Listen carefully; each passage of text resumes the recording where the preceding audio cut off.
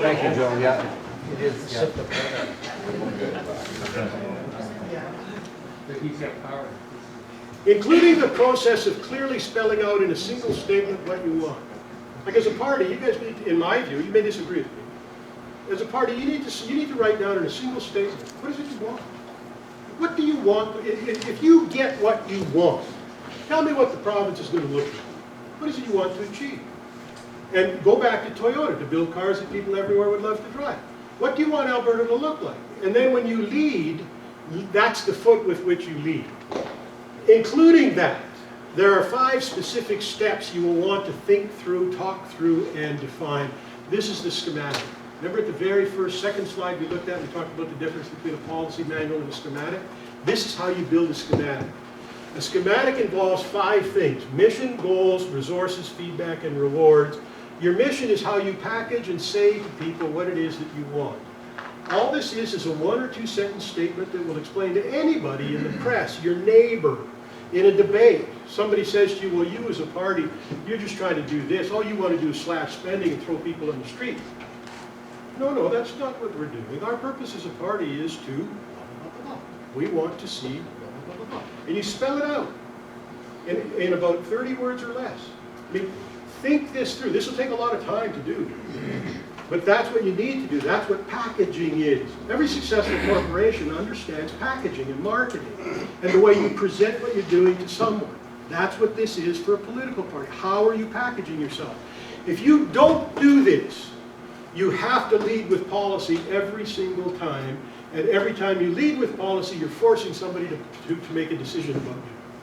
And what's going to happen is you're going to end up being viewed as a hard ass. That's what's going to happen. In my view, and if some of you disagree, well, that's fine.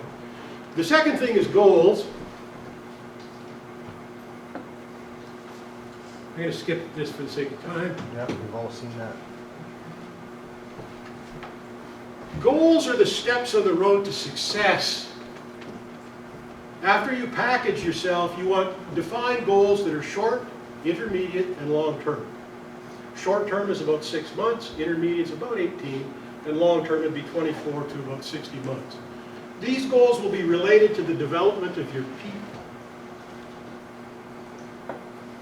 Our son-in-law is a soldier attached to a special forces group at Fort Bragg, and when I see the things that they learn and how skilled these guys become because they're trained, I recognize it's because the American military, as does the Canadian military and other military outlets, they recognize that their first and foremost resource is not money, and it's not even bullets.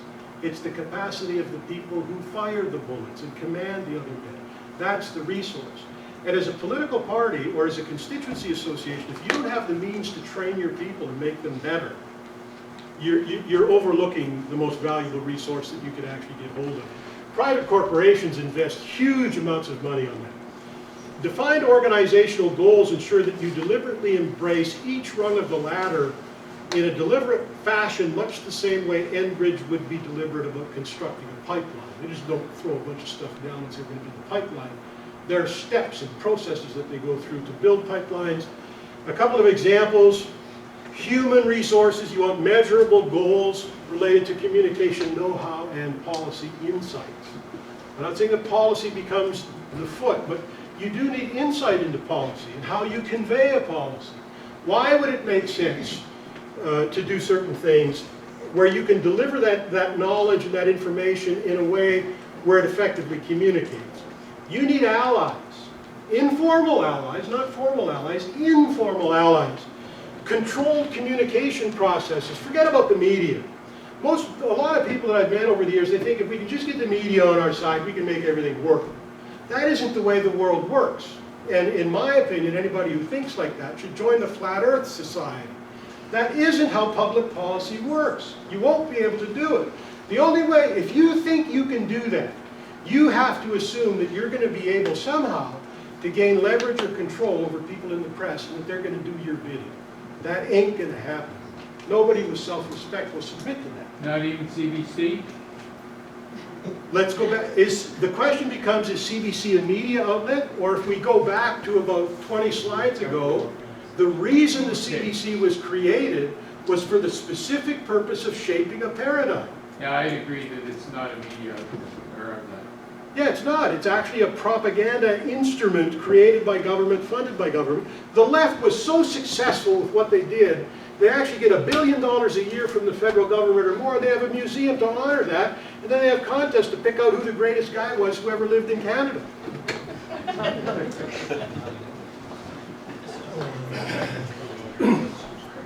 I want to end this slide with this. Ensure that you're not the first to speak. This needs to be a goal. When you announce policies, the new policy should never come from you. The purpose of a political party or a candidate is not to tell people what to do. It's not to tell people what to think. It's to represent what they already think. So if you go out there with some kind of a policy and you think that you're going to be able to be the guy who breaks the ground or plows ground the first time, you're fooling yourself. It doesn't work that way. You might think that, but you're wrong. And when you announce a policy, you want to be able to stand up and say, you know, as the MLA for such and such, I have been listening to so-and-so, and they have put forward a policy paper on such and such, and we would like to take the position that the citizens of Alberta who are advocating this and this and this and this, we stand with them. That way, you have allies. Even the United States, which is a powerful country, doesn't go to war by itself anymore. You think they need allies because their weapons aren't strong enough? There are strategic reasons that you need allies. It has nothing to do with anything else but that.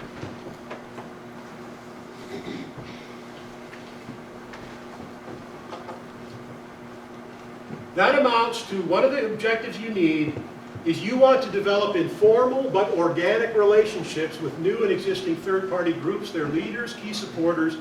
You never want to be the first to say what needs saying or to introduce a policy. If you're the first one to introduce a policy, then you got to defend it. You got to be the guy that wipes off every bit of crap that lands on you because somebody else crapped on you. What you actually want is somebody else to lead the policy fight, let them get in the mudslinging match with somebody else, and then after the bugs and wrinkles have been worked out, then you take your position. Because then when you step out, you're stepping out with allies. Define procedures. You need to define procedures that allow you, and this is a goal. I'm not telling you this is a nice idea. I'm submitting to you the notion, and if you disagree with me, that's fine. I'm submitting to you the notion that you have to have as a goal, deliberately, to establish procedures that allow you to bypass the media with your message. At the same time ensuring you have the communication and relational means to generate revenue. You need a lot of money. The currency of business is cash. It's money. The currency of political organizations is communication and strategic know-how. The currency of political operations is communication and strategic know-how. If you have that, you can raise the cash you need. If you don't have that, then you just could end up going to people hand in hand like a beggar. If the policy is right, if your way of stating your objective is right, if your goals are right, if your clearly defined goals related to resource development is right, it's actually not difficult to raise money. If you don't have any money, it's because the program you're following is not right. And just because you have money, that doesn't mean you're doing a good job.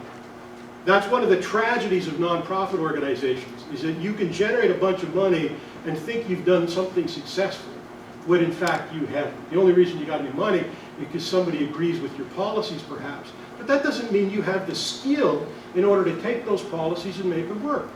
And you know, an example is, there are a lot of us probably know of corporations that develop products that are good products, but the company goes broke because there's an administration deficiency or there's a marketing deficiency.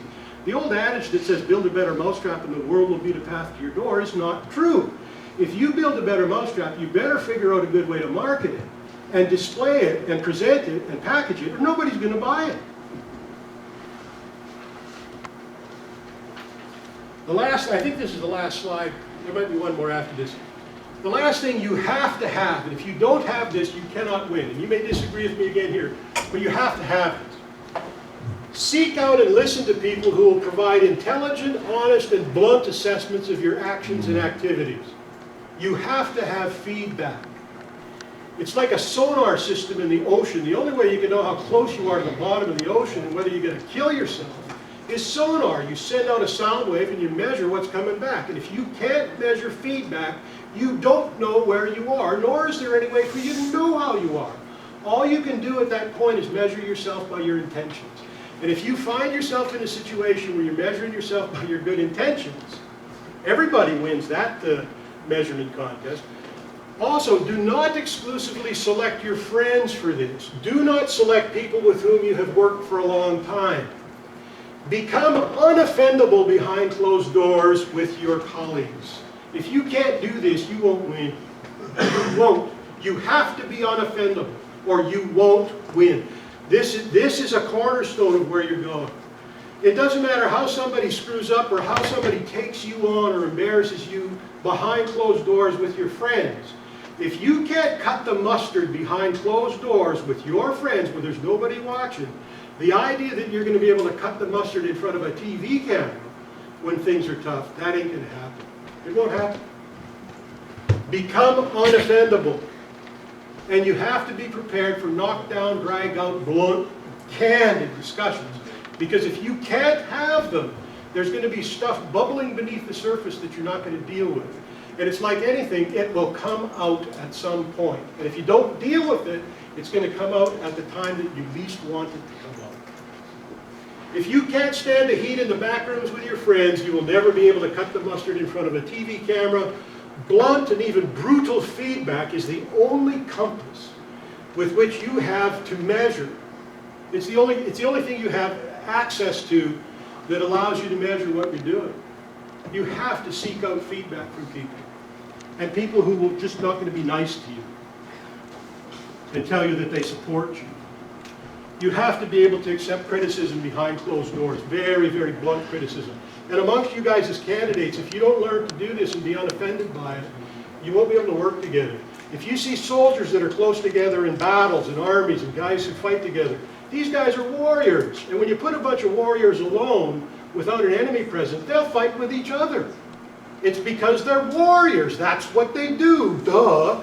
So when you get these guys behind closed doors and they're warriors and they fight with each other, don't start thinking something's wrong or that somebody's got a bee in his bonnet. That's how warriors are. And let that process occur. But if you become unoffendable, that becomes an asset. If people start getting offended, the offense actually works like it's referred to as a root of bitterness. You can actually have a root of bitterness take hold. It's like a seed. You plant the seed, somebody gets bitter, and this thing grows. It turns into a plant. You don't want that to happen. This is the last slide.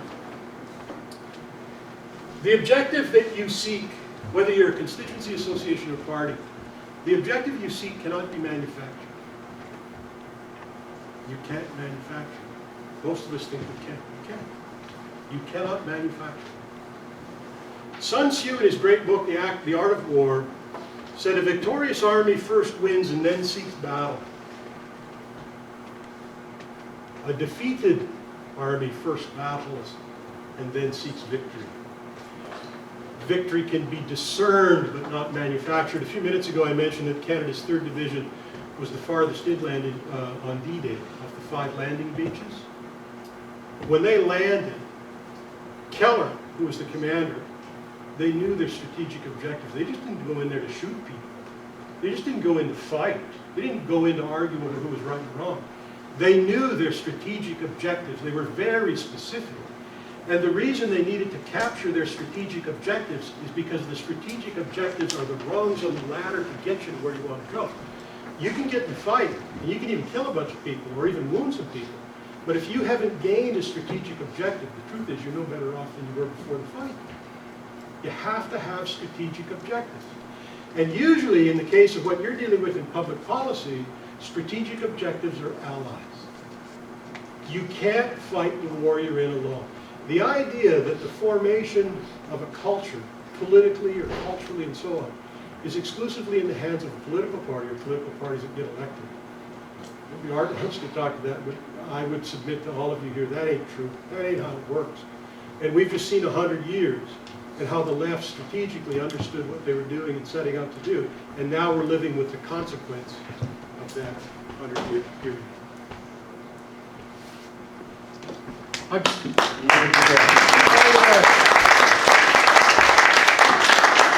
sincerely apologize for taking so long. I don't know what time it is even, but we'll have a question and answer. Is that your plan? Anybody have any questions for Kevin? Did we answer Doug's question about the orange question? I mean, I think I understand it, but did you want to answer, like, Doug Smith asked the question, well, how did Jack Layton win with his orange, thing with people who didn't even show up to be at the campaign? I'd like to take a crack at that one if you let me, Sure. if that's okay. I heard the question and I understood that a lot of credit was going to Jack Layton for winning a lot of Quebec. The way I see it is Nafia was having a debate and he arrogantly said, "You're just not going to amount to anything." And that arrogance backfired on him. It wasn't Layton that won a bunch of stuff, he just was offended by his arrogance. And to illustrate that point a little bit further, the Conservatives made fun of John Crechan's face. People ripped up their credit card, or their Conservative card, and a whole bunch of Liberals got elected.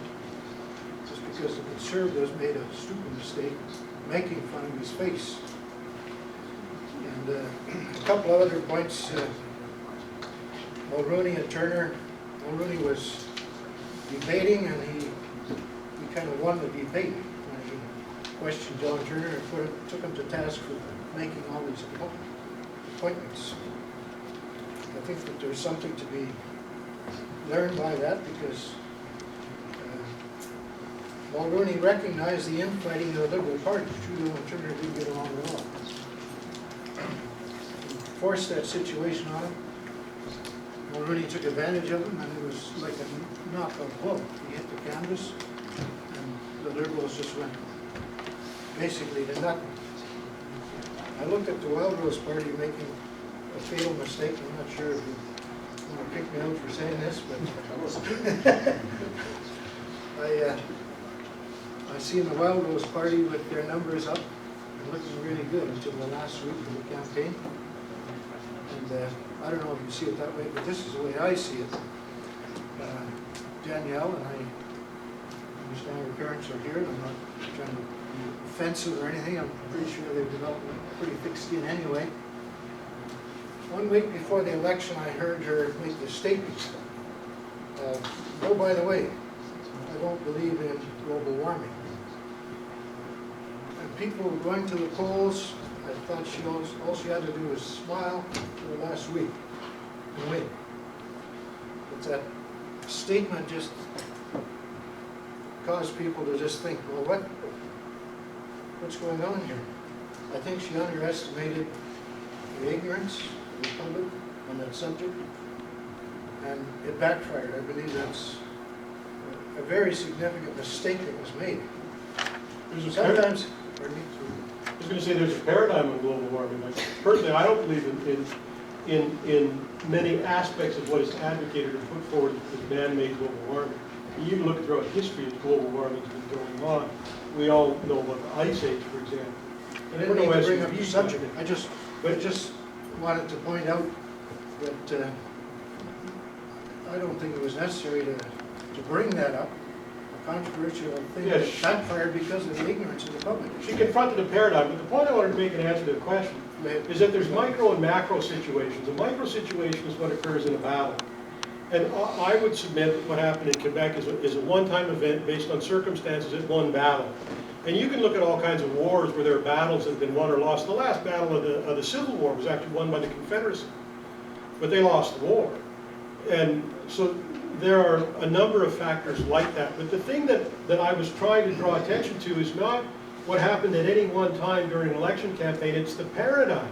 Like if you can't shape the paradigm, ultimately you can win a micro situation, but the macro situation will never win. If you can't touch the paradigm and have allies, you can be the nicest guy. Bob Dole didn't win, Bob Stanfield didn't win. The list is really long. Romney didn't win. Yeah, I mean, the list is really long. Eric. Could you, I know, Kevin, you have some handouts here.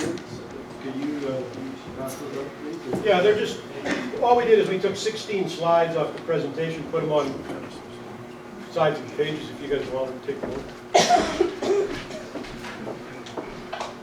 Kevin, there's a question right here. Kevin, you mentioned earlier that even if you get elected as a government, you may not be able to institute every policy change you wish you could, because the unions may stop you getting your way. Or your own people. How did Margaret Thatcher accomplish that then? Interesting, that's a good question. In fact, in order to look at Margaret Thatcher's success, you have to go back to a guy named Anthony Fisher.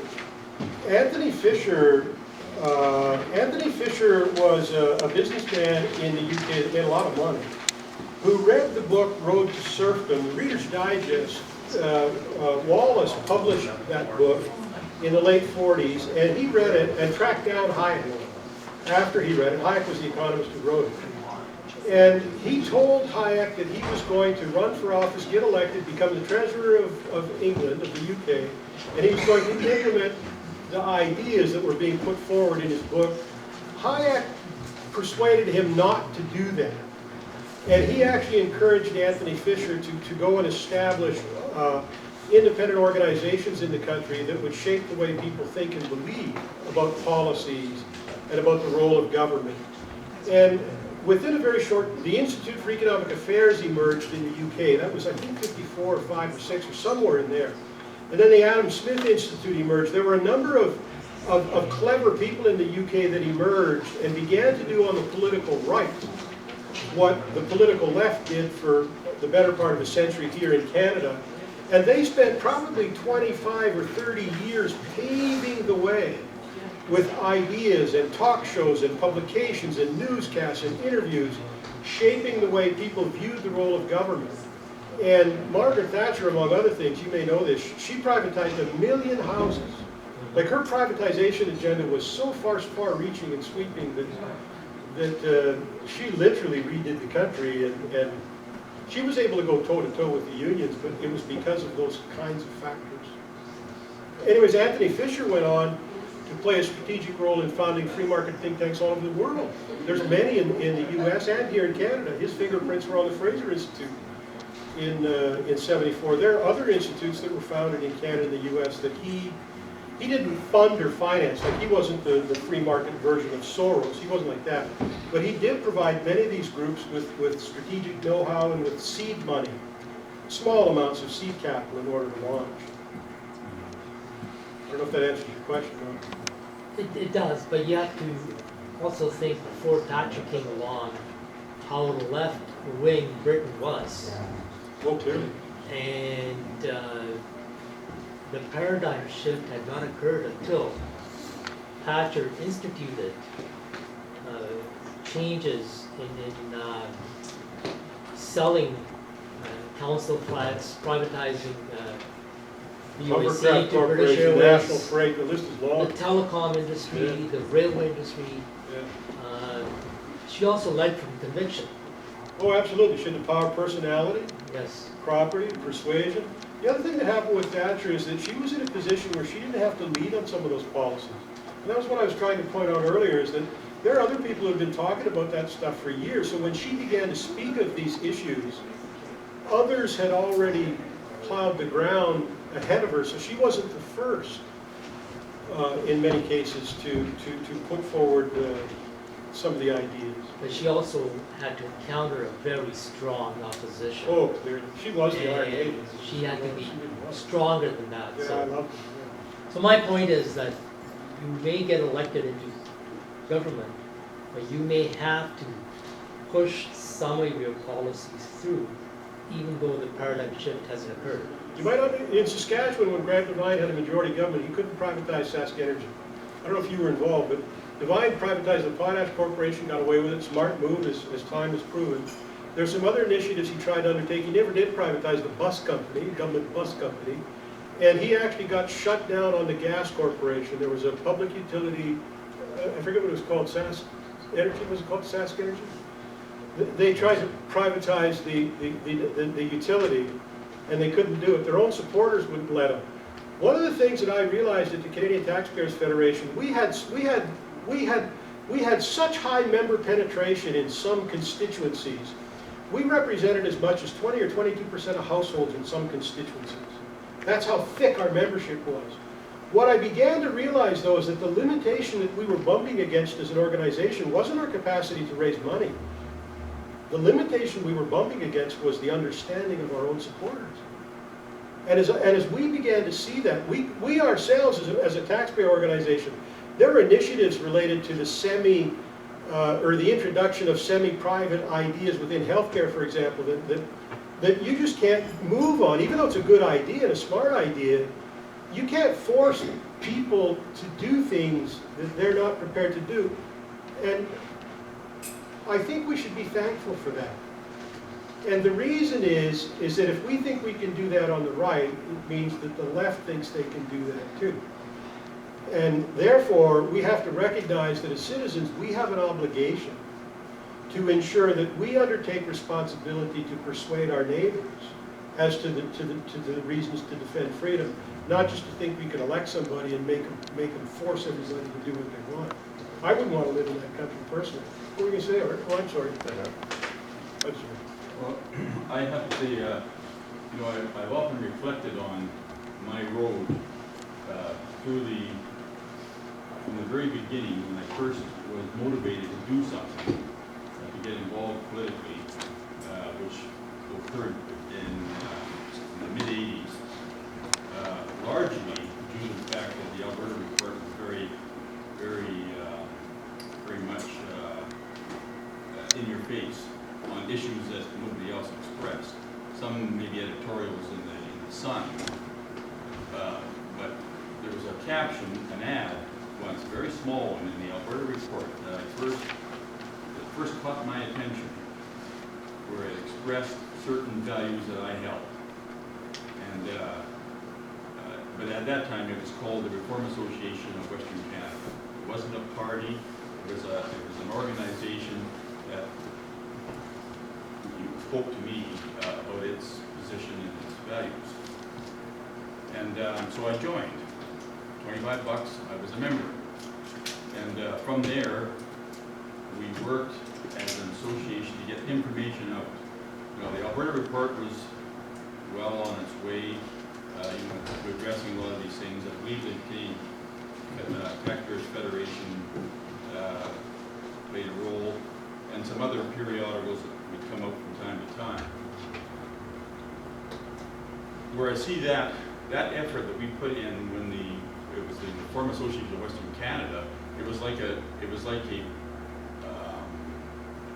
parapolitical organization that just informed.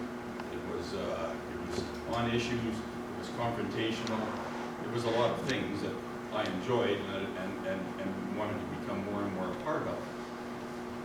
But then it became a political party, and honestly, I think we left the vacuum behind us. As soon as we became a political party, there was no longer that voice saying, okay, but we as individuals, reformers that were elected, we went to Ottawa with these very strong positions and the determination to make sure that we represented the people that sent us there, very strong. All the special interests, whether they were the gun guys or the other interests that agreed with us, we carried the message for them. And I'll tell you, we got slapped sideways in Ottawa. Like, we were the lightning rod that everybody attacked. And it went on and on and on. And pretty soon, it was expected by those other groups, like the Firearms Association, that we were going to be their spokesman instead of and they stood back. You know, it was a position where I'll tell you, we went through this time of battle for a long, long time. Yes, the support was out west there for us, but it never translated into the east.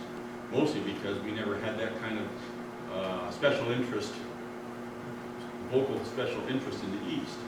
We were left on our own, and as a result, we sort of morphed more and more into the political environment. You know, we weren't truly that party that expressed conservative viewpoints anymore. We were compromising in some areas.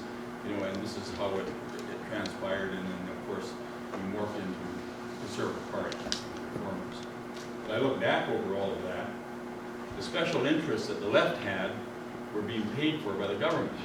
You know, they would dole out the money, and of course they would fight the causes. They would attack us. We would be attacked even as a political party. We never had, or very few, organizations that would support the positions that we had.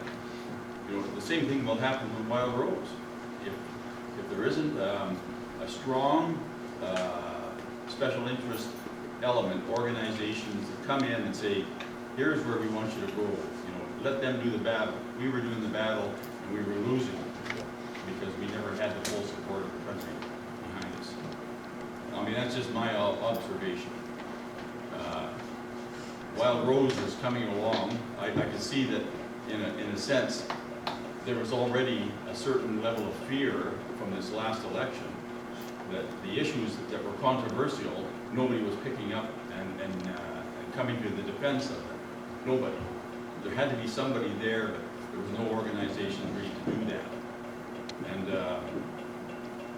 as a result, there's a vacuum again. There's going to be a large vacuum if it keeps going that way. That's the way I see it. Thank you, Art. I know that a lot of what you had mentioned there in your presentation, I fully agree with a lot of that actually.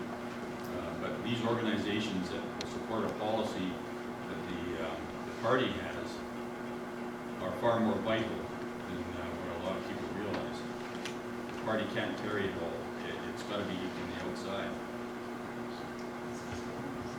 Thank you. My opinion. If I could ask Kevin, I'm wondering, the Wild Rose Party, we're a bit unique where the governing party, our main opposition in elections, calls themselves a conservative party, and at times maybe a third or so of them are conservative. When it comes to shaping paradigms and shaping our position and our goals, do you think that creates special challenges or special opportunities for the Wild Rose Party? I think it depends on how clear you're able to present and package yourself. If you package yourselves well, McDonald's packages itself well. Walmart